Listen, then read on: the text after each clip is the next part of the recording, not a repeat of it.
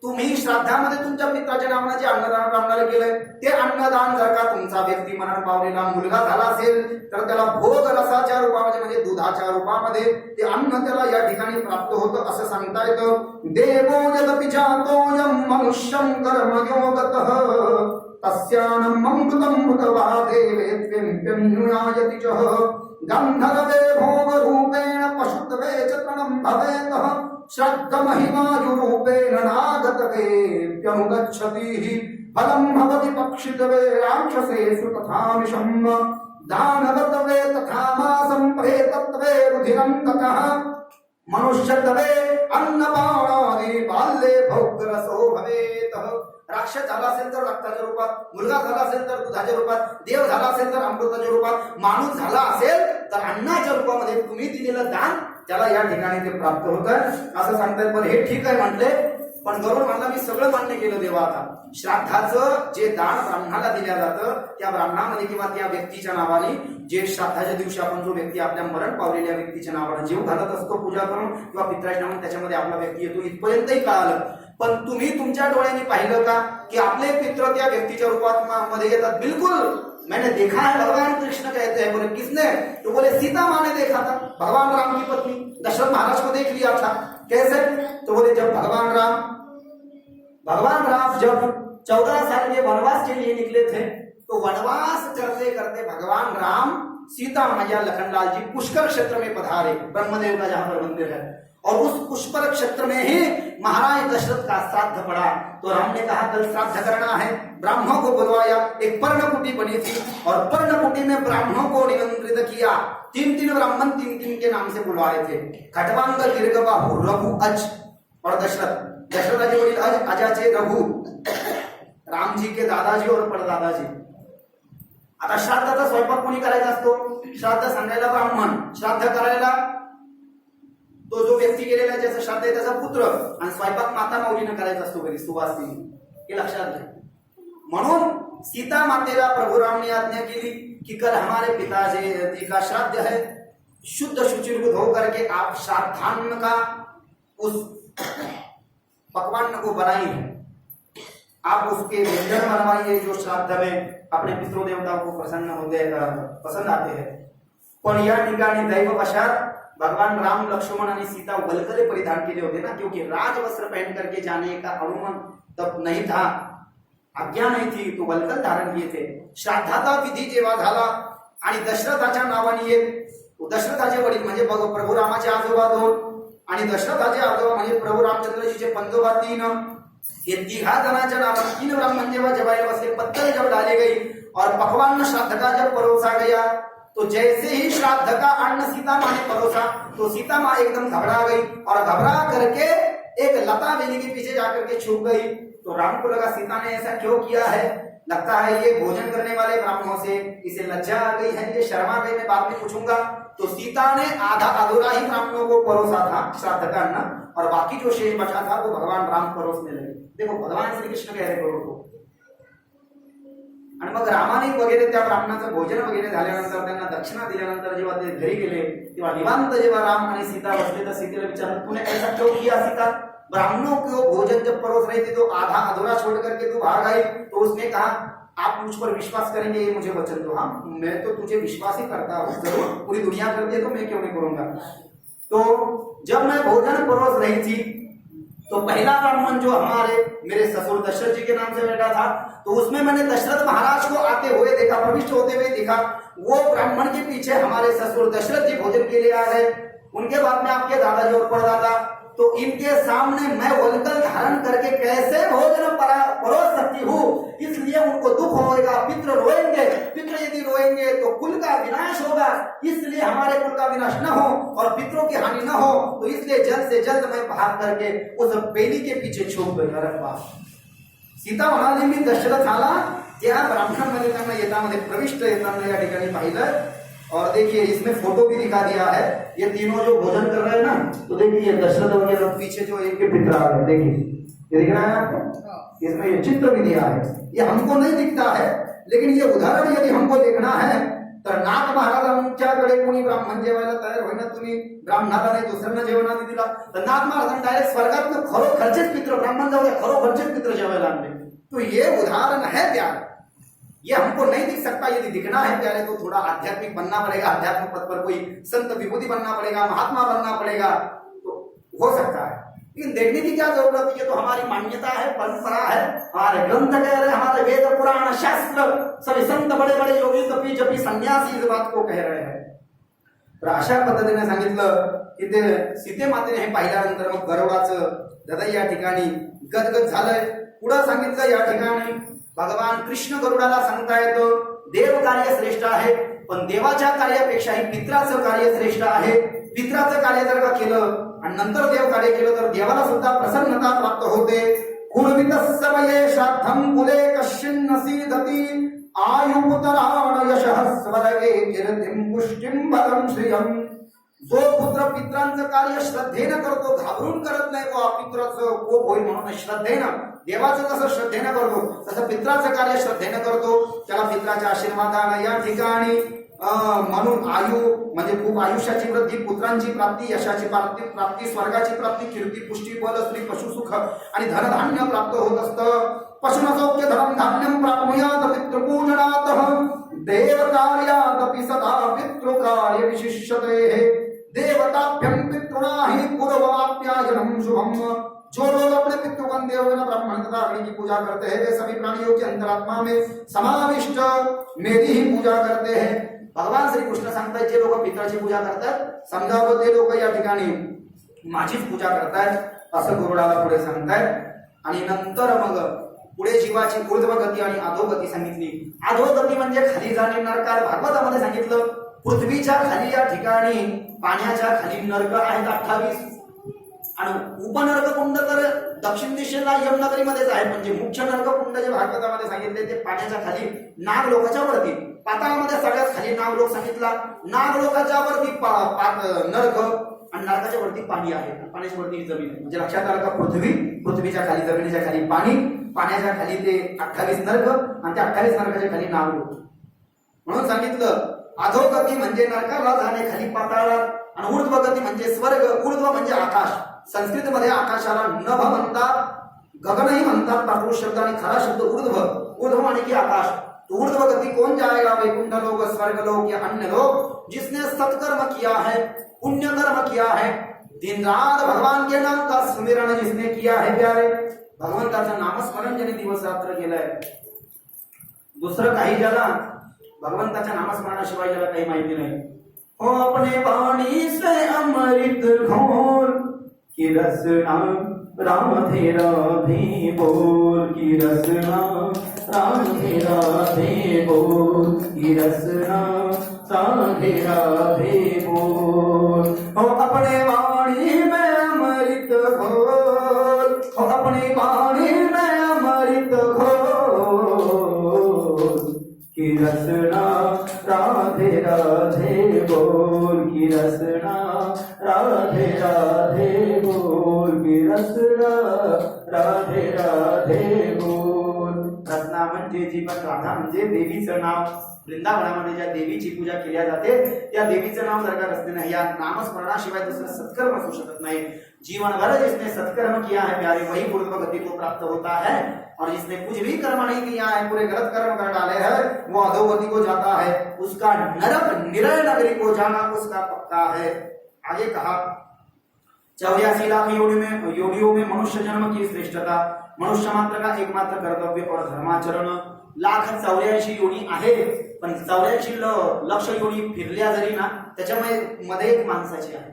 माणसाच्या जन्माला एवढे माणसाला दुःख आहेच का नाही, पण तरी देखील माणसाच्या जन्माला जे आले आहेत म्हणतात ते धन्य आहे. कारण की त्यांना धन्यता अशी आहे की या देहामध्ये जन्माला येणाऱ्या जीवाला भगवंताची भक्ती करता येते, त्याला तीर्थयात्रा करता येते, तो पंढरपूरची वारी करू शकतो, पित्रांचं कार्य करू शकतो, गुरुदेवाची आई वडिलांची सेवा करू शकतो, भंडारा भगवंताचं कार्य करू शकतो, समाजाला सुसंस्कृत करू शकतो, मुलांना संस्कार देऊ शकतो, स्वतःही ज्ञान अर्जन करू शकतो, शिकलेलं ज्ञान दुसऱ्याला देऊ शकतो. हे बाकीच्या योनीमध्ये नाही. बाकीच्या ज्या योनी आहेत ह्या पशु योनी आहेत. पशु सुख पाहता जमा पाडे दुःख पर्वता ये भडे. गूळ जर का ठेवला मुंगळा गोळ खायला लोक त्या मुंगळ्याची गुल्हेवाट लावून टाकतात. मुंग्या साखरेजवळ आलं लोक कडू मारून टाकतात, रॉकेट टाकतात. थोड्या सुखासाठी ते येत असतात. लेकिन भागवत में भगवान ने कहा मनुष्य की वृत्ति भगवान ने विधि निषेध पूर्वक बनाई है. तो जो इन प्राणियों की हत्या करता है वो भी नरक की गाड़ी पकड़ता है. क्योंकि ये जो कीटाणु वगैरह है इनकी वृत्ति तो भगवान ने वैसी बना दी है, रक्त पाना दी. और उस चीज का उनको ज्ञान भी नहीं है कि हम किसी को काटेंगे तो उसको तकलीफ होगी, क्योंकि उनमें बुद्धि नहीं है.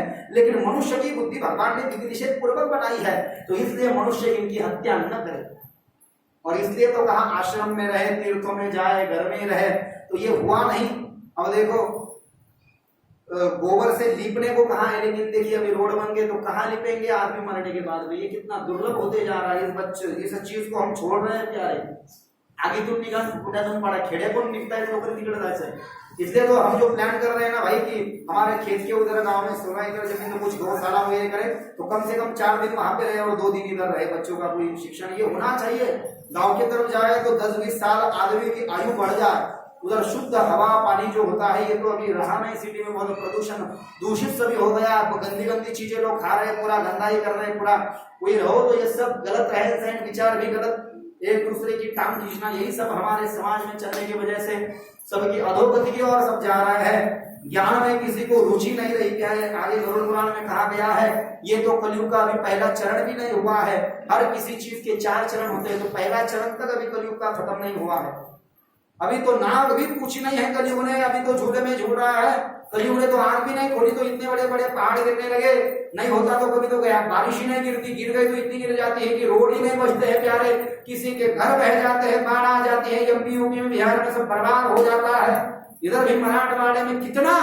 तो ये जब विनाश होता है, जब धर्म बढ़ जाता है, तकलीफ तो पृथ्वी को होती है. तो पृथ्वी का रूप धारण करते करते अपने आंखों से अश्रुधाराएं गिराते हुए धर्म रूपी बैल के पास में जाते हैं. और गौ माता, गौ रूपी पृथ्वी और धर्म रूपी बैल ये इंद्र के पास में जाकर के, वो ब्रह्मदेव के पास में, शंकर के पास में जाकर के ठाकुर जी की शरण में जाते हैं. वत्स माने की गाय. नामदेव महाराज ने कहा इस बात को. वत्स रूपी पृथ्वी ब्रह्म्या पासी जाय. गाय रूपी पृथ्वी रडत रडत ब्रह्मदेवाकडे जाते. वत्स रूपी पृथ्वी ब्रह्म्या पासी जाय. नेत्रिवाहे तो ये सांगत से. तो ये अधर्म देख करके पृथ्वी का हृदय ऐसे बहुत भयभीत हो जाता है. तो इसलिए वो जो पृथ्वी उसका संरक्षण होना चाहिए प्यारे. तो कहा एक वापर पर्वत आहे मनुष्य का धर्माचरण जितकं असेल तितकं त्याने धर्माचं या ठिकाणी काय केलं पाहिजे, धर्माचं आचरण केलं पाहिजे. धर्माचे चिन्ह धारण केले पाहिजे. तुळशीची माळ घातली पाहिजे. मनुष्यानं रुद्राक्षाची माळ घेतली पाहिजे. स्फटिकाच्या माळीनं जप केला पाहिजे. पंचरत्नाच्या माळीनं जप केला पाहिजे.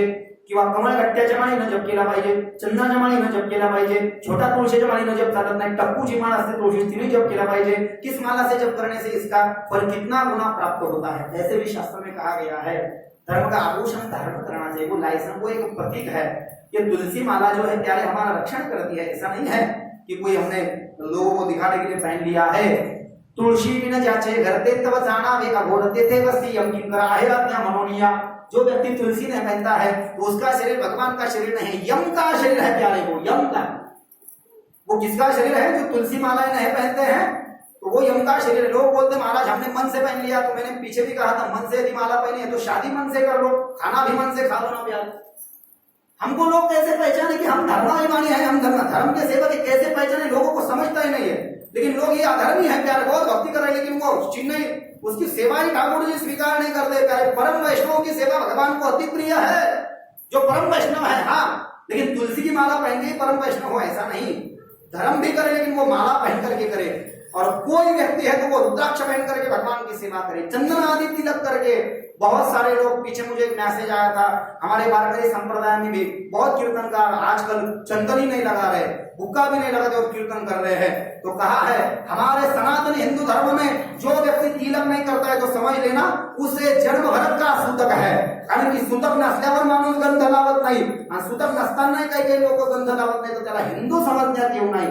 अकृतवा भाव तिलकम तस्य कर्म निरर्थकम. जो बिना चंदन तिलक के भगवान की पूजा करता है भगवान उसे स्वीकार नहीं करते हैं प्यारे.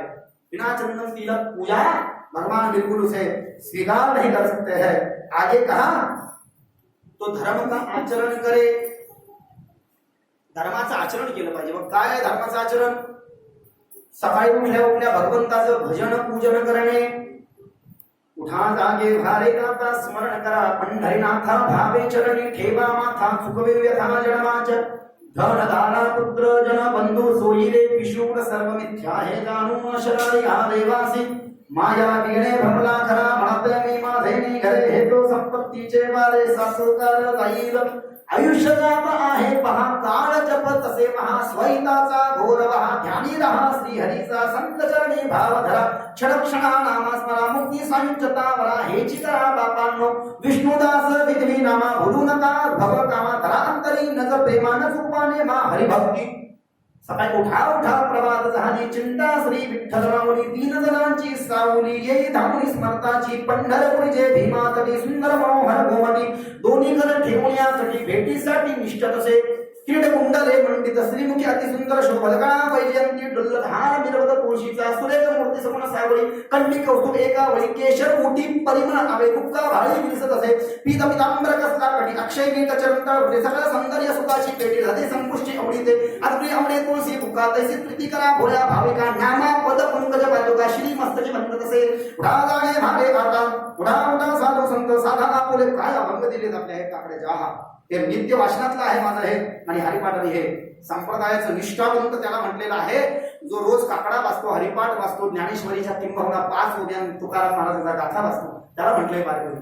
म्हणजे जरी वारी करत नाही पण वारकरी जो म्हणून घेतो ना त्याने हे केलं पाहिजे तर म्हणावं वारकरी असं सांगतायत अशा पद्धतीनं. मग काही लोक एवढे करत असतील हिवाळ्या मावशीत माळा घालत नसतील तर त्यांना वारकरी म्हणता येत नाही.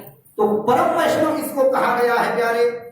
आणि पुढे सांगितलं पण माणूस धर्माचं आचरण करत असताना सांगितलं 100 कमवलं तर 1000ची इच्छा करतो 1000 कमवलं तर लाखाची इच्छा करतो लाख कमवलं तर माणसाला वाटतं या ठिकाणी करोडाची इच्छा करतो करोड कमवले तर वाटतं पृथ्वीचा राजा भाव राजा झाला तर वाटतं चक्रवर्ती भाव चक्रवर्ती झालं तर वाटतं जगाचा देव भाव देव झाला तर इंद्र व्हायची इच्छा करतो आणि इंद्रही झाला तर त्याच्यापेक्षा मोठ्या गतीला जायची इच्छा करतो.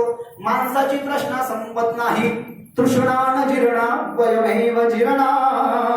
श्लोक नंबर 299. माणसाची तृष्णा म्हणजे संपत नाही संसाराची तहान संपत नाही संसाराची तहान पूर्ण करता माणूसच संपून जातो पण तृष्णा काही संपत नाही. तृष्णा गतराणि शिथिलायन्ते तृष्णे कातरुणायते. श्लोक नंबर 300 संस्कृत महान विचार ग्रंथाचं नाव आहे तो 299 नंबरचा श्लोक हा 300.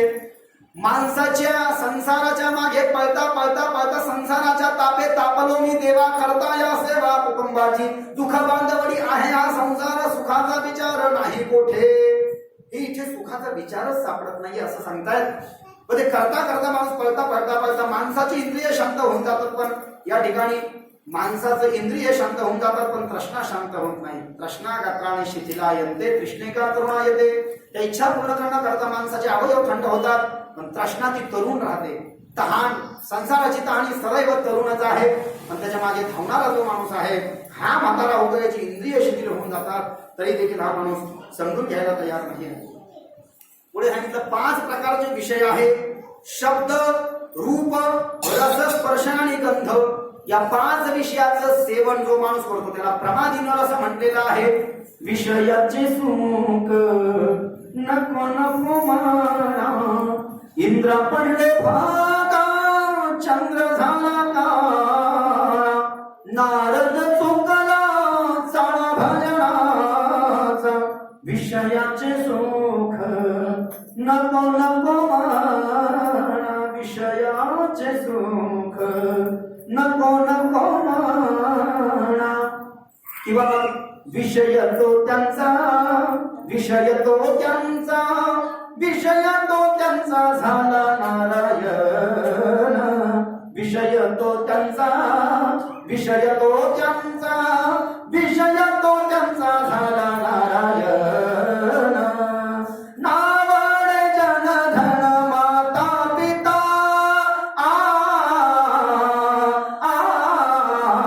विषय तो त्यांचा विषय तो त्यांचा विषय तो त्यांचा झाला नारायण. झाला असेल तर ते देवाला विषय केलं पाहिजे. आपण या दुसऱ्या गोष्टीला विषय करून टाकतो. हा विषय झाला पाहिजे. भक्त ऐसे जाणार जे देही उदास गेले, आशा पाशा निवारणी विषय तो त्यांचा झाला नावा नारायण नावडे किंवा नको नको मना गुंतू माया जाई. काय अभंग आहे तुकाराम महाराजांचा. 103 अभंग तुकाराम महाराजांचे. पण काही भजनाचा कार्यक्रम नाही. नको नको मना गुंतू माया जाई. त्या मायेमध्ये या मनाला अडकायला सांगितलेले मन मना करा रे प्रसन्न सर्व सिद्धीचे कारण. तर ह्या मनाला प्रसन्न करा ही सगळी सिद्धी देणारी आहे. वाईट गोष्टीकडे घेऊन जाणारं मन आहे आणि चांगल्या गोष्टीकडे आणणारं मन आहे अशा पद्धतीने सांगितलंय. म्हणून शब्द रूप रस स्पर्श आणि गंध याचं सेवन जो जास्ती करतो त्या प्रमादी आणि विषयी नर असं म्हटलेलं आहे. तो जीव आपल्या जीवाला या ठिकाणी अधोगतीकडे घेऊन जायचं कार्य करत असतो. आणि सांगितलं जो माणूस विषयी आहे तर तो 5 जणांसारखं मरतो. कोणासारखं मरतो? 5 जणांसारखं. याच्यामध्ये सांगितलं मृग 1, हाती 2, पतंग 3, भ्रमरचार और मीन 5. हिंदीत मी मराठीमध्ये सांगतोय हरिण 1, हत्ती 2, पतंग 3. पतंग म्हणजे चिमणीच्या ज्योतीवर घेट्या घालणारा पतंग 3. भ्रमर म्हणजे सकाळी सूर्योदय झाल्यानंतर कमळाच्या फुलामध्ये मध खायला बसतो तो भ्रमरचार. आणि 5वं कोण? पाण्यातला मासा झोप घेतो कैसा जावे त्यांच्या वंशात. देवाकडे काय अंगली तुकाराम महाराजांनी हे सांगतात. मग या 5 जणांसारखं या दुर्लभ अशा मनुष्याच्या देहाला येऊन माणूस जर का या 5 जणांसारखा आपला मृत्यू करून घेत असेल तर धिक्कार आहे त्याच्या या देहत्वाला. आणि या 3.5 हाताचा देह प्राप्त करून उपयोग नाही आहे त्याच्या. या दुर्लभो मानुषो देहो देहिनो क्षणभंगुर तत्रापि दुर्लभवन्ने हे वैकुंठम प्रियदर्शनम. बडे कठिनाइयों से ये देह मिला है आणि मिळाला तर त्याचा सदुपयोग आपण करून घेतला पाहिजे ना. याचा दुरुपयोग जर का कोणी करून घेत असेल तर या देहाचा काही उपयोग नाही.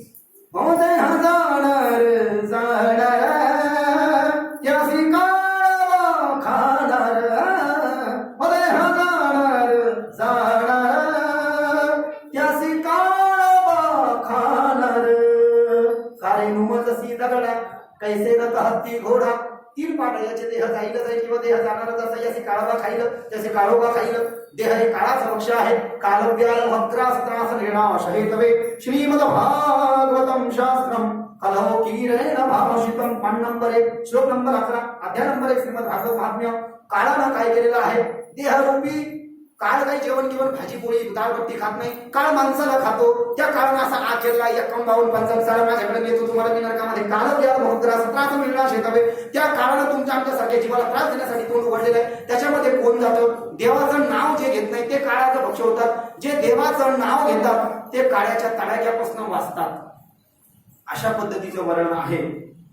दड दड दड दड दुड दुड दुड दुड बळ सुटला अळी काळा रे.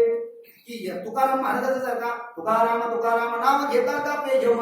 देवाचं नाव घेण्याच्या पुढे काळ उभा सुद्धा राहू शकत नाही. आपण ते प्रमाण ऐकले ते काही कीर्तन नाही. आज थोडस मला ते रस्ता सापडल्यामुळे मी तुम्हाला थोडे प्रमाण दिले. सप्रमाण असं विधी म्हणून सांगितलं. या मनुष्याचे सार्थकता कशामध्ये आहे? सत्कर्म करण्यामध्ये, धर्मकर्म करण्यामध्ये, मातृपितृ सेवामध्ये, पितृसेवेमध्ये, भगवत सेवेमध्ये, तुळशी सेवेमध्ये आणि गो सेवेमध्ये. बस एवढ्या सेवा करायच्या. भगवंताची सेवा 1, आपल्या पित्रांची सेवा 2, गायची सेवा 3, तुळशीची सेवा 4, आई वडिलांची गुरुची सेवा 5. पण एवढे 5 नियम जर ते माणसाने पाळले ना काहीच करायची गरज नाही. त्याला हे फुकट आहे ना. एक जण राम भगवान सुद्धा या ठिकाणी तुलसीदासजीने कहा प्रात काल उठ के रघुनाथा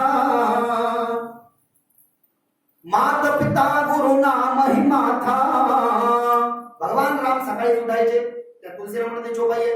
आणि सकाळी स्नान झाल्यानंतर देवाच्या पाया पडल्यावर वसिष्ठ गुरुदेवाच्या पाया पडून आई वडिलाच्या पाया पडायचे. एक जर माझ्याकडे आला तो म्हणतो मी थोडं संशोधन करतो याच्यामध्ये. म्हणलं तू एवढा विद्वान झाला की तुलसीदास संत तुलसीदासजीच्या रामायणामध्ये तू संशोधन करतो नाही. पण ऐका तर म्हणे महाराज माझं ऐका ना काय आहे ते. म्हणलं तुम्ही जे आता म्हणले प्रातकाल उठ के रघुनाथा माता पिता गुरु नाम महिमा था. मला असं वाटतं म्हणे तुलसीदासजी असं कोण नाही म्हटले कलियुगासाठी. प्रातकाल उठ के रघुनाथा माता पिता का फोडे हूं माथा. मतलब मग असं जर का तुलसीदासजी म्हटले असते तर तो राम नाहीये. वो राम हो नहीं सकता, वो हराम ही हो सकता है जो ऐसा बोलेगा. सकाळी राम उठून आई वडिलाचं गुरुचं दर्शन करतात आणि जो आई वडिलाचं गुरुचं डोकं पडायची इच्छा करतो वो राम कैसे हो सकता है? वो तो हराम ही हो सकता है. क्योंकि एक वाणी एक वचनी एक वचने मर्यादा पुरुषोत्तम चारित्र संपन्न सर्व होती सर्वभौम चक्रवर्ती सम्राट राजा रामचंद्र है, उनके जैसा पूरा आचरण कर सकता है प्यारे। तो जो माँ बाप की और गुरु का माथा फोड़ने की इच्छा करता है तो उसे राम कैसे करेंगे, उसे तो इंसान भी नहीं कहेंगे प्यारे। इंसान के भेष में उसे भेड़िया बोलना चाहिए। तो आगे कहा, तो इस बारे में हम चर्चा कर रहे थे की 5 जणांसारखा माणूस मरतो, आता कसा मरतो आहे का, गरुड पुराणामध्ये ती कथा सांगितली आहे। सगळ्यात पहिले हरिण, हरणाला गायन जास्ती आवडतं, हरण असं पकडल्या जात नाही। भगवान श्रीकृष्ण गरुडाला सांगतात, सूत महाराज 88 ऋषीला सांगतायत। तर माणूस काय करतो, प्रपंचाच्या मागे इतकं पळतो की आपल्या दुखण्याचा विचार करत नाही, आपल्या आरोग्याच्या पोरासाठी मरमर, सुनबाईसाठी मरमर, नातवासाठी तुमचं नाही सांगेल बरं का, आणि मरमर करता स्वतःचे कपडे पाहत नाही, स्वतःचे शर्टची गुंडीने गुंडीने स्वतःचे कपडे विस्तारीने की पाहतच नुसतं पोरा स्वतःच पाहत बसले काही लोक। आणि मग लोकांचं तर कर्तव्य आहे ना त्यांच्याकडे लक्ष द्यायला, त्या हरणाचं तसंच आहे म्हटले, वा या हरणासारखं मरू नका म्हणले तुम्ही। हरणासारखंच माणूस संसारामध्ये पळायला लागला। भगवान श्रीकृष्ण गरुडाला सांगताय, हरण असं पकडल्याच जात नाही, तसा संसारातला माणूस पकडला जात नाही। कधी जा, आप्पा कुठे गेले, आप्पा गावाला गेले, आप्पा कुठे गेले, आप्पा ड्युटीला गेले, आप्पा कुठे गेले, आप्पा आऊत धरायला गेले, आप्पा म्हणजे सापडतच नाही, हरणही सापडतच नाही। हरणाला पकडण्यासाठी काय करावं लागतं, झोपीत गाठावं लागतं एखाद्या माणसाला। तसं या हरणाला गायन जास्ती आवडतं। कृष्ण गरुडाला सांगताय, लोक गायन आणि मग गायनाचं असं गायन वगैरे आलाप वगैरे, आणि ती जाळी ठेवलेली असते तिथे जशी जाळी लावलेली असल्यानंतर त्या हरणाच्या गायनाच्या दिशेने हरण जातं आणि जाळ्यामध्ये अडकतं। जाळ्यामध्ये अडकल्यावर हरण कशाचं सुटतं, त्या हरणा लोक लगेच मार्केटमध्ये घेऊन जातात। एका गोष्टीचा छंद जास्ती लागल्यामुळे, त्या गायनाच्या विषयामध्ये हरण अडकल्यामुळे हरणाला जीव द्यावा लागला। असा संसारामध्ये रंगणारा जो माणूस आहे तो संसारामध्ये मरतो। म्हणून भगवान श्रीकृष्ण सांगतात, हरणासारखं मरू नका, नाहीतर गती तुमची दुर्गती होऊन जाईल। हत्ती, आता हत्ती कशी आहे माहिती तुम्हाला, हत्तीला सुद्धा पकडता येत नाही, पण मोठ्या हत्तीला पकडण्यासाठी काही लोक काय डाव असतात। डाव कसं आहे का, जंगलामध्ये मध्यभागी एक असं खड्ड करतात, खड्ड करून त्या खड्ड्याच्या पलीकडून अलीकडपर्यंत एक फळी ठेवतात। फळी ठेवून त्या खड्ड्यावरती असं पूर्ण गवत लावून ठेवतात खड्ड्यात, आणि खड्ड्याच्या वरती फळीच्या वरती पण असं गवत लावतात, आणि खड्ड्याच्या पलीकडे एक नकली हत्तीचं पिल्लू ठेवतात। आणि मग हत्तीला वाटलं पाहिजे की माझं पिल्लू या ठिकाणी संकटामध्ये आहे। हत्ती पळत येते आपल्या पुत्राच्या दिशेनं। हत्तीला त्या ममतेमध्ये, त्या प्रेमामध्ये, दैववशामध्ये ते खड्ड दिसत नाही, आणि म्हणून हत्ती एक जोऱ्यात आल्यानंतर त्या हत्तीच्या वजनीनं ती फळी तुटून जाते आणि हत्ती खड्ड्यात पडते, आणि ती वरतीची तिची पिल्ली ठेवली असते तिथं डुप्लिकेटच असते। हत्तीनं आता त्या खड्ड्यात पडलं, कशामुळे, या विषय आपल्या पुत्राच्या मोहपाशामध्ये प्रेमामध्ये अडकल्यामुळे। तर असं हत्ती मरतो। हत्तीसारखं तुम्ही मरू नका। पतंग, जुन्या काळामध्ये माझ्या मावल्या चिमण्या लावायच्या, चिमण्याला वरती अशी ज्योत असायची, ज्योतीवरती पतंग घेरड्या घालायचा, आणि ती माऊली असं रॉकेल रात्री टाकायची, चांगलं फुटलं की रॉकेल संपून जायचं, आणि चिंधी अशी बुजून जायची चिंधी, तितकं त्या माऊलीने रॉकेल टाकलेलं असायचं। त्या चिमणीवरती तो पतंग नावाचा एक कीटक यायचा आणि त्याच्यावर गिरट्या घालायचा। गिरट्या घालण्यामध्ये त्याला आनंदाची प्राप्ती व्हायची। त्या गिरट्या घालण्यामध्ये तो इतका या ठिकाणी मग्न होऊन जायचा की सकाळ झाली आहे, रॉकेल संपलं आहे, आता ही वाट विझून जाणार आहे याचंही त्याला भान राहत नसायचं। आणि शेवटी रॉकेल संपलं आणि ती वात विजली की त्याच्यावरच जळून तो पतंग मरून जायचा। त्या पतंगासारखं तुम्ही मरू नका, असं भगवान श्रीकृष्ण गरुडाला या धर्मकांड प्रेतकल्पामध्ये या ठिकाणी मनुष्याच्या जीवनाच्या सार्थकतेमध्ये सांगतात। चौथं सांगितलंय भ्रमर। भ्रमर म्हणजे भुंगा। सकाळी सूर्योदय झाल्यानंतर सगळे फुलं उमलतात, तसंच एक कमळाचं फुल उमलतं। कमळाच्या फुलामध्ये या ठिकाणी मकरंद किंवा मध असतो। तो मध काही भ्रमर जमा करून या ठिकाणी तिथे जमा करत असतात मधमाशांच्या द्वारे, पण भ्रमर विशेष रूपाने तो मध खातात। तर एक भ्रमर म्हणजे भुंगा, तो मध खाण्यासाठी त्या कमळाच्या फुलामध्ये जाऊन बसल्यानंतर सकाळी बसला होता, सूर्योदय झाल्यानंतर फुल उमलल्यानंतर संध्याकाळ झाली, सूर्यास्त झाला, सांच्याला दिवस मावळल्यानंतर जेव्हा संध्याकाळ झाली आणि झाडाचं फुल जर का तोडलं नाही तर ते फूल पुन्हा जशाच तसं वो मुरझा जाता है, वो जैसे की वैसा हो जाता है। त्याच्यामध्ये भुंगा जाऊन बसला होता, सकाळी फुल उमललं, संध्याकाळ झाली, फुल तोडलं नाही कोणी, तर ते फुल तसंच होऊन गेलं। मध खाण्यामध्ये तो इतका मग्न झाला की फुल विजून जाईल आणि मी मरून जाईल याचं भान सुद्धा त्याला राहिलं नाही, आणि तो त्याच्यातच मरून गेला। त्या भुंग्यासारखं तुम्ही मरू नका, कमळातल्या फुलामध्ये मध खाणारा भुंग्यासारखं तुम्ही मरू नका। 4 आणि 5वं सांगितलं मासा। पाण्यातल्या माशासारखं तुम्ही मरू नका। भगवान श्रीकृष्ण गरुडाला सांगतायत का, पाण्यातल्या माशाला पकडता येणं अवघड आहे। काही लोक जातात एक काडी घेतात, काडीला दोरी बांधतात, दोरीला कणकेचा गळ लावतात, माशाला वाटतं हे रसगुल्ला तर नाही खायचा, म्हणून मासा पटकन असा पळत येतो, आणि त्या गळाला अशा आपल्या तोंडामध्ये धरतो तर माशाच्या टाऊला ती गळ आल्यामुळे लोक त्याला डायरेक्ट वरती काढतात आणि टोपीमध्ये येऊन मार्केटमध्ये येऊन जातात. त्या माशासारखं तुम्ही मरू नका. या 5 जणांसारखं जो मरतो तो जीव नरकाची गाडी धरतो. याला प्रमाण तुकाराम महाराजांचे जरी कथा गरुड पुराणात ऐका प्रमाण. रंगी रंगीले श्रीरंगे काय फुललासी पतंगे शरीर जायाचे ठेवणे धरसी अभिलाष झणे नोहे तुझा हा परिवार द्रव्यदारा क्षणभंगूर अंधकाळीचा सोयरा तुका म्हणे विठोधरा. 2167 नंबरचा भंग. अंधकाळी ज्याच्या नाम आले मुखा तुका म्हणे सुखा पार नाही. मरताना ज्याच्या मुखाला देवाचं नाव आलं तो सुद्धा देवाची गाडी किंवा त्या स्वर्गाचं तिकीट द्यायचं या ठिकाणी फिक्स होऊन जातं. नाहीतर मग माणसाला कळलं हे शेवटी कळो येईल अंतकाळी प्राण प्रयाणाचे वेळी राहती निराळी रांडपोरे सकळ कामामध्ये काम काही म्हणा राम राम जाईल भवश्रम सुख होईल दुःखाचे. 3115 नंबरचा चरणाचा बंध तुकाराम महाराज निर्वाण गतीमध्ये या ठिकाणी त्याच्यामध्ये सांगता येतं. पुढे आणखीन वृक्षोत्सर्गाची आणि सत्कर्माची महिमा सांगितली आहे की पित्राच्या नावानं वृक्षोत्सर्ग करण्यासारखं सत्कर्म या ठिकाणी असू शकत नाही. आणि पुढे गायीच्या दानाचं महत्व या ठिकाणी सांगितलं आहे की गाय दान अतिशय महत्वाची या ठिकाणी गायीचं दान आहे. कारण की गायीच्या पाठीमध्ये आपले पित्र राहतात. श्रीकृष्णो वदती स्वयं गवामध्ये बसाम्यहम. श्रीकृष्ण म्हणतात की मी गायीच्या मधात राहतो. गाय का सर्वांना पवित्र आहे, का पित्राला या ठिकाणी पवित्र करते किंवा पित्राला मुक्त करते त्याची कथा मी 2 मिनिटात मराठीमध्ये तुम्हाला सांगतोय की गायीच्या उजव्या डोळ्यामध्ये सर्व देवमय म्हणतात तिला. आणि धोंड्याच्या ग्रंथामध्ये धोंडे महात्म्य पुरुषोत्तम महात्म्य 2 आहे.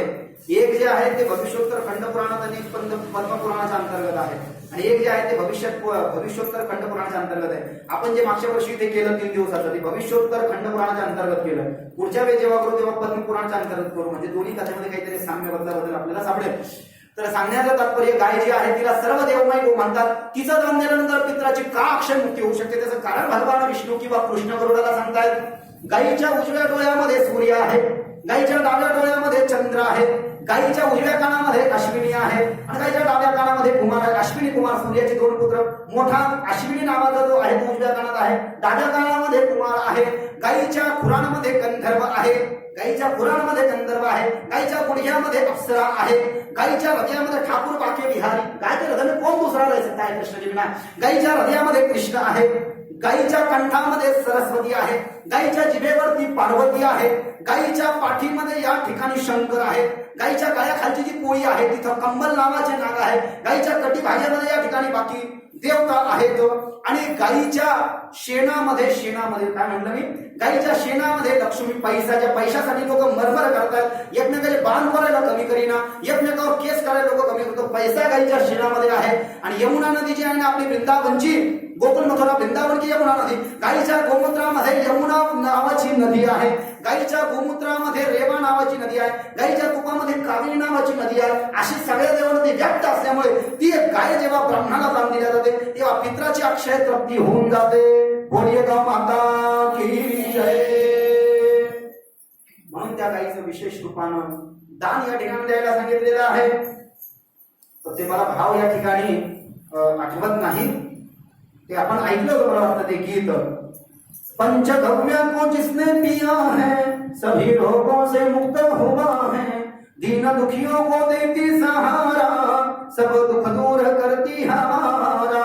गाय माता से गौ माता से जिसका संबंध है उसके घर में आनंद ही आनंद है. सभी धर्मों से जिसका संबंध है उसके घर में आनंद ही आनंद है. वृक्षोत्सर्ग वेगळं आणि गायदान देणं वेगळं. माणसाच्या उद्धाराप्रित्यर्थ 1 वर्षभर जेव्हा चालतो 6 महिने झाल्यानंतर त्या 16 गावातून जात असताना 7व्या महिन्यामध्ये जी वैतरणी नावाची 1200 किलोमीटरची नदी लागते त्याच्यामध्ये न जाण्यासाठी चांगली गायदान देणं सांगितलं. पांढऱ्या रंगाची गायदान द्यावी गरुड पुराणामध्ये सांगितलं. लाल रंगाची गायदान द्यावी, पिवळ्या रंगाची नाही तर काळ्या वर्णा रंगाची गायदान दिली किंवा मिक्स रंगाची जरी दिली तर चालते. आणि याच्यामध्ये सांगितलं वृक्षोत्सर्गामध्ये निळ्या रंगाचा घोडा, निळ्या रंगाचा तो बैल वृषभ आणि त्याची आई, नाहीतर त्याला ते रंग देऊन द्यायला सांगितलं. वृक्षोत्सर्ग वेगळा. वृक्षोत्सर्गामध्ये वासरून गाय दान देणं हे वेगळं आणि ही गाय दान देणं वेगळं. हे दोन्ही वेगळे विधान सांगितले गरुड पुराणामध्ये. लक्षपूर्वक तुम्ही ऐका. म्हणून गायीच्या दानाचं या ठिकाणी महत्व सांगितलं. पित्र गायीच्या पाठीमध्ये असल्यामुळे त्या गायीचं दान दिल्यामुळे ज्यानं गायीचं दान केलंय आपल्या मृत जीवाच्या नावानं, तर गाय दान देणारा व्यक्ती आणि ज्या मरण पावलेल्या माणसाच्या नावानं गाय दान दिली आहे ते दोघंही दानदाता आणि ज्याच्या नावानं दान केलंय ते दोघंही किती वर्षापर्यंत ब्रह्मलोकात राहतात, ब्रह्मदेवाच्या सत्य लोकांमध्ये राहतात. म्हणाले गायीच्या अंगावरती जितके केस आहे, गायीच्या अंगावर जे शरीर पर जितने रोम है, रोम इसको बाल बोलते हैं, तो उस गौ माता के शरीर पर जितने रोम है बोले उतने करोड़ों वर्षों तक वह दान देने वाला व्यक्ति और जिस मरे हुए व्यक्ति के नाम से उस गाय का दान किया है वो दोनों भी उतने वर्षों तक ब्रह्मा के जगह पर वहां पर उस लोक में निवास करते हैं. इसमें कोई आशंका नहीं है.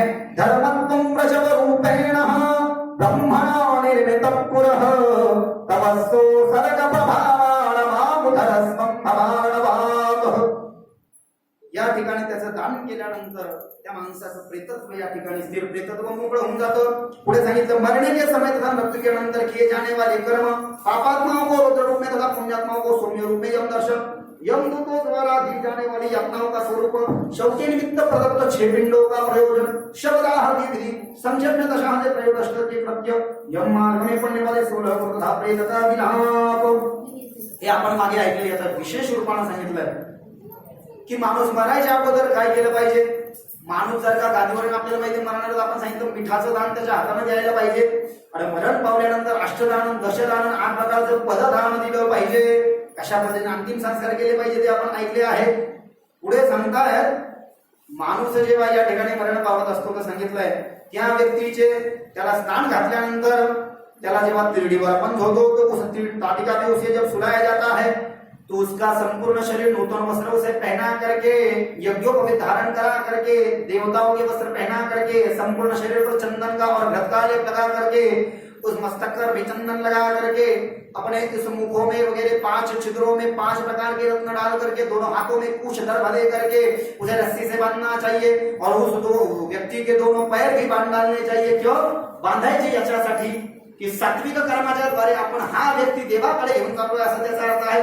पाय वगैरे जर का बांधलेले तर पाय ते मोकळे असल्यामुळे तिथे प्रेत या ठिकाणी प्रवेश करू शकतात म्हणून पाय दोन्ही अंगठे बांधायला सांगितलेले आहे. त्याचं कारण गर्भ हातात दिल्यानं ते विष्णूच्या केसापासून बनलेले असल्यामुळे तिथे राक्षसांची यायची हिंमत होत नाही. तीळ हे भगवंताच्या आपण ऐकलं होतं घामापासून बनल्यामुळे तिथे राक्षसांची यायची हिंमत होत नाही. गाईचं शेण हे पवित्र आहे. भगवंताला गाईच्या शेणावर प्रसन्नता होते. गाईच्या शेणात सर्व सगळे घाण वगैरे निघून जाते. खूप घाण पडलेली असते तर काही हे असं पडलेलं असतं हे सगळं निघून जातं. अशा पद्धतीने सांगितलं. पुढे या ठिकाणी त्याचा विधी सांगताना सांगितलं 11व्या आणि 12व्या दिवशी काय केलं पाहिजे. आपण ऐकलं की पहिल्या दिवशी अंतिम संस्कार, 3ऱ्या दिवशी या ठिकाणी अस्थि राख सावण्याचा कार्यक्रम. आता राख सावल्यानंतर सांगितलं ती राख आहे तिची रक्षा आहे त्या ज्या अस्थि आहेत तुम्ही काशीला नेऊन टाकल्या पाहिजे, हरिद्वारला नेऊन टाकल्या पाहिजे, नाहीतर नाशिक त्र्यंबकेश्वरला नेऊन टाकले पाहिजे, पैठणला नेऊन टाकले पाहिजे. काही लोक आपल्याकडे प्रवरा संगमला टाकतात. वाहतं जे पाणी आहे त्याच्यामध्ये जे अस्थि ज्या आहेत त्या अस्थींचं विसर्जन त्याच्यामध्ये झाल्यामुळे त्या माणसाची मुक्ती या ठिकाणी निश्चित होत असते. फिक्स तो माणूस या ठिकाणी त्या स्वर्गाला किंवा त्याच्या इच्छित गतीला प्राप्त होत असतो. त्यानंतर 10व्याची जी 10 पिंड दिल्या जाते तर 10व्या दिवशी त्या माणसाला भूक लागते. 11व्या आणि 12व्या दिवशी तो माणूस जो आहे तो आपल्या इथे जेवण करतो आणि 13व्या दिवशी त्याला त्या पिंडाचं शरीर धारण करून पिंडज देह तो धारण करतो. कोणतं ज्या 10व्याचे 10 पिंडाने आपण ऐकलं ते पिंडज देह धारण करून तो व्यक्ती जो आहे महापदावरती त्याला घेऊन जातात. त्यांनी जर का पाप केलं असेल तर झोडत थोडत मारत त्या माणसाला या ठिकाणी घेऊन जातात. पुढे त्या यम मार्गामध्ये पाडणाऱ्या 16 पुराणांचं वर्णन केलं आणि समस्त शुभाशुभ कर्माचे साक्षी ब्रह्माचे पुत्र श्रवण देवाचं स्वरूप या ठिकाणी सांगितलं.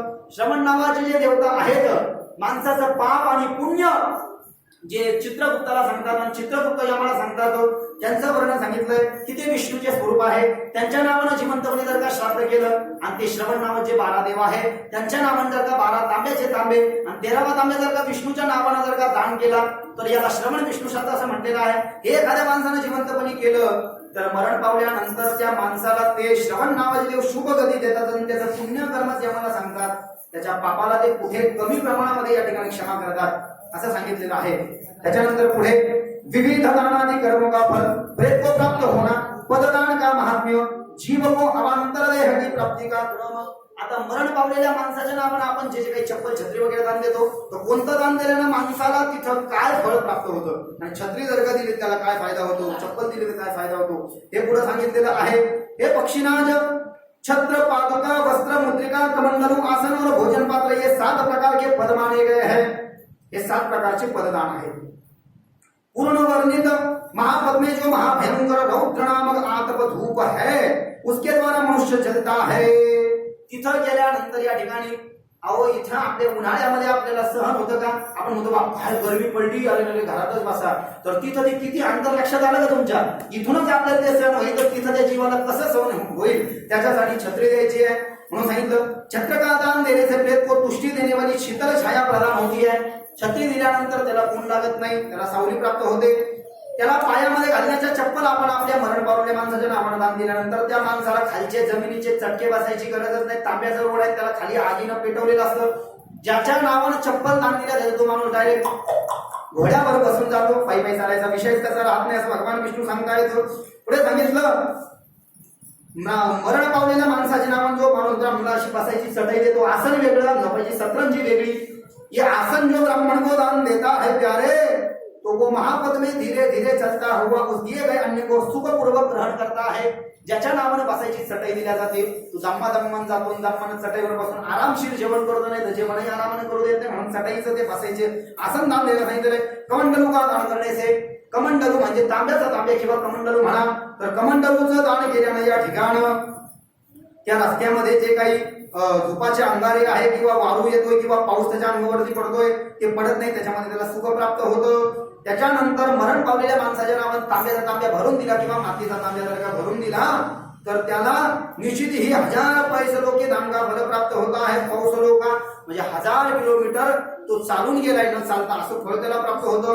उदारतापूर्वक वस्त्र का दान देने से प्रेतात्मा को महाक्रोधी काले और पीले वर्ण वाले अत्यंत भयंकर यमदूत कष्ट नहीं देते हैं। माणसाच्या नावानं जर का कपड्याचं दान दिलं तर यमाचे दूत आपल्या माणसावर नाराज होत नाही आणि त्याला काल आपण ज्या ऐकल्याच्या शस्त्रानं प्रत्येक महिन्यात मारत नाही, तर त्याला मारत येत नाही। तो मुद्रिका दान देने से महापद में अस्त्र शस्त्र से युक्त दौड़ते हुए यमदूत दिखाई नहीं देते। प्रत्येक महिन्यामध्ये तुमच्या आमच्या पापी जीवाला मारत घेऊन जातात, तर त्याच्या नावाने जे माणूस अंगठी दान देतोय तर अंगठी दान दिल्यानं त्या माणसाला मारत नेत नाही, त्याला आरामशीर पायी घेऊन चालतात। पात्र म्हणजे जेवायची तांब्याची ताटली, आसन म्हणजे बसायची चटई, कच्चा अन्न म्हणजे कोरडा शिता, गहू, तांदूळ, सप्त धान्य, घृत हे जे लोक दान देतात, भोजन, घृत तथा योग्य पवित्र दान से पददान की पूर्णता होती है। याच्या साईडचे एक जानवर कामना दान देतो तर त्या व्यक्तीला सगळ्या गोष्टींची प्राप्तता तिथे होते। यम मार्ग में जाता हुआ भूख प्यास से व्याकुल है व थका हुआ प्रेत भैंस के दूध का दान करने से निश्चित ही सुख अनुभव करता है। असं विशेष रूपाने गायचं म्हणजे एक भगवंताने सांगितलं म्हशीचं दूध जर का दान दिलं तर त्याला भरपूर सुख प्राप्त होतं। गाय तर दिली तर गायचं दूध सगळंच आपण दान आहे ना, गाय दान दिली तर त्या गायला दूधच असणार आहे, पण म्हशीचं दूध द्यायचंय म्हटले पुढे तर सांगितलं म्हसही दान द्या, म्हैसही दान द्या, शेळी दान द्या, मेंढे दान द्या, भरपूर सांगितलेलं आहे कुठाला एवढं सोपं। ठीक आहे, जेवढं आपण देऊ शकतो। आणि हे जर का आपण दान दिलं नाही म्हटले तर आपल्या पृथ्वीच्या खाली पाण्याच्या पृथ्वीमध्ये पाण्याच्या खाली नागलोकाच्यावरती जे विशेष रूपाने नरककुंड आहेत, आपण काल का परवा उपनरककुंडामध्ये मुख्य नरककुंड सांगितले आहे। तामिस्र लोह शंकु महारव शाल्मली रौरव कुडबल काल सूत्र उत्ति मृत्तिका संघातो हतो समिष संप्रातन महानरक कालो रस जीवन महापद अभिचंदका मिश्र कुंभिपाक असिपत्र और पतन्नाम वाले इन नरकों की यातनाओं को हजारों साल तक भोगना पड़ता है प्यारे। इसलिए जीव को यमपुरी में जाना ही पड़ता है। सत्कर्म भी किया हो, दुष्कर्म भी किया हो, लेकिन सत्कर्म से इतना है कि यम उसे विष्णु जैसे दिखाई देता है, मधुसूदन जैसे दिखाई देता है। रास्ते में उसे कुछ तकलीफ नहीं होती है, सभी चीजों का दान उसने अपने जीवन भर में किया होता है और उसके कुल वाले भी उसका दान करते उसे तकलीफ नहीं होती है। लेकिन जिसने पाप किया है, कभी यज्ञ में बैठा नहीं है, कभी अन्नदान किया नहीं है, कभी माँ बाप की सेवा नहीं किया है, कोई सत्कार्य नहीं किया है, पितरों नाम से कभी कथा नहीं की है, या अपने कल्याण के लिए भी जिसने कभी कथा कीर्तन श्रवण नहीं की है, ब्राह्मण को, संतों को आदि को दान नहीं किया है, तो उसे बहुत ही यातनाओं का, मुश्किलों का सामना वहां पर करना पड़ता है। प्रेतबाधेचं स्वरूप पुढे सांगितलं तथा मुक्ति के उपायों का भी वर्णन आगे किया है। प्राप्तम सुकृतम दृष्ट्वा स्थानाचरित सूर्यजः एष मे मंडलम भिद्वा ब्रह्मलोके प्रसाप्यति तथा यथा भुगं कर्म तंतं योनि प्रजन्नरः तथैवं न भुजो नो विरजेत सर्वलोकः अशाश्वतं परिज्ञायं सर्वलोकोत्तरं सुखं यदा भवति मानुष्यं तदा धर्म समाचरेत क्रमयो भस्म विश्वावादे हानं भवति सदा अंधकूपे महारौद्रे दीपार्तं पतत्तु वै महापुण्यं प्रभावेन मानुषं जन्म लभ्यते यशतं प्राप्य चरेत् धर्मं सगच्छेदं परमागतिम् आप्यानं तथा धर्मं दुःखमायाति याति जाति शतेन लभते किल मानुषत्वं तत्रापि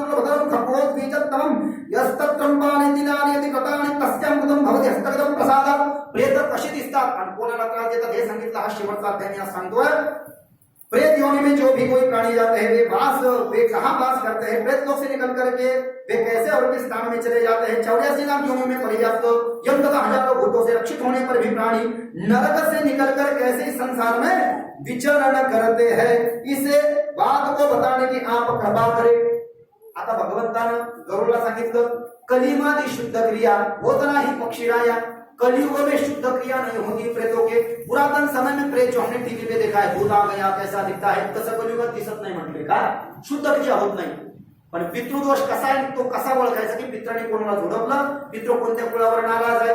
तर पुढे सांगता येतं पहिले कोणाकोणाला प्रेत त्रास देत नाही असं सांगितलंय कि जो लोग सत्कर्म करते हैं, तीनों कालों का स्नान करते हैं, संध्या आदि करते हैं, भगवान का कार्य करते हैं, भगवान की बुद्धि से कार्य करते हैं, माता पिता गुरु पितरों एवं तुलसी साधु गौ की सेवा करते हैं, भगवान के नाम से भोग देते हैं, शंकर विष्णु का जप करते हैं, किसी गरीब की शादी लगा देते हैं, ब्राह्मणों को दान करते हैं, पार्वण श्राद्ध करते हैं, तीर्थों को जाते हैं, तो प्रेत के वक्र दृष्टि से भी ये सब पुण्यवान नहीं देखे जाते हैं। या पुण्यवानाचा बाल सुद्धा बाका प्रेत करू शकत नाही। आता कोणाला त्रास देतात म्हणे प्रेत, तर ऐका प्रेत कोणाला त्रास देतात। एका जणाला 8 पुत्र झाले, त्या 8 पुत्रांमध्ये एकाचं चांगलं झालं, एक धनवान झाला, एकाला पैसे भेटना, एकाचं लग्नच होईना, एकाला पोरच व्हायला लागले, एकाला नुसत्या मुलीच व्हायला लागल्या, एकाला पोरच होईना, एकाला व्हायला लागले तर मारायलाच लागले, एकाची बायकोही बिमार आहे, मुलगाही बिमार आहे, समजा प्रेताला झोडपलं। ही प्रेत पीडा दुर्धर आहे अशा पद्धतीचे। चांगलं करायला गेलं वाईटच व्हायला लागलं, चांगली शेती करतोय पण पिकतच नाही, नसतं विनाकारण खटाटोप, चांगलं करायला गेलं काही नसताना विनाकारण भांडण आलं, वावटोळीमध्ये सापडला, अंगवाकडं होऊन गेलं, थोडं दुखणं आलं आणि जास्ती झालं, डॉक्टरने सांगितलं तुम्ही काही खायचं नाही, तुम्ही खूप कमावलं पण गुलाबजामुन खाल्लं तर मरसान तुम्ही, मग तुम्ही फक्त मेथीची भाजी आणि भाकरी खायची आहे, पथ्यान्न भक्षण करत राहिला, नुसतं पथ्यान्नच खायचं, पथ्यान्न खाता खाता त्याचंही विष होऊन गेलं। ज्याच्या पत्नीला ऋतू राहत नाहीये, ऋतुदान जर दिलं ऋतुदान राहत नाहीये, नवरा बायकोमध्ये भांडण व्हायला लागले, भावकीवाल्याला बाहेर काढलं, भावकीवाली याची तोंडही पहिना, जेव्हा सगळे पळून चालले, समजावं त्या प्रेतानं झोडपलं। ही प्रेत पीडा आहे। जरी प्रेत येऊन सारख्या दिसत नाही तर याला प्रेत दोष असं म्हटलेलं, याला पितृदोष, याला प्रेत पीडा म्हटलेला आहे। प्रेत कसे दिसतात, इतके बाहेर दिसतात म्हणजे असे अतिशय उंच असतात, हे डोळे खोल गेलेले असतात, नाकाच्या द्वारे आणि तोंडाच्या द्वारे लाळ त्यांची वाहत असते, त्यांचे जे हात आहे हात या ठिकाणी हात जास्ती लांबलेले असतात आणि पाया खोल असतात आणि पोट आणि पाठ एकत्र झालेलं असतं, सुरकुत्या चेहऱ्यावर पडलेले असतात, सदैव कामरूप धरतात, मरण पावले तरी पैसा त्यांच्याकडनं सुटत नाही, त्यांना जेवायची इच्छा असते जेवायला भेटत नाही, माणूस पाहिलं की ते माणसाला खायची इच्छा करतात, दिसतात कोणाला म्हणले मरण पावला तो माणूस पण त्याच्यामध्ये भावकीवाल्याचा फारच जीव आहे, तर त्याच्या नावानं जे लोक तू निघून गेला तरी हजार वर्षानुवर्ष झाले तरी रडतायत, तर त्यांनाच तो दिसतोय, जवळच्या गोत्रजांना तो दृश्यमान होऊ शकतोय असं भगवान विष्णू या ठिकाणी गरुडाला या कथेमध्ये पुढे सांगतात। आणि पुढे प्रेत बाधा ज्यांनी या ठिकाणी दुःख वगैरे सांगितलंय, तर उद्या ती कथा आपण श्रवण करू। आज की कथा यहाँ पर विश्राम लेती है। श्रीमद गरुड़ महापुराणे धर्मकांड प्रेत कल्पे अध्याय हरये नमः, हरये नमः। आरती की तैयारी करिए।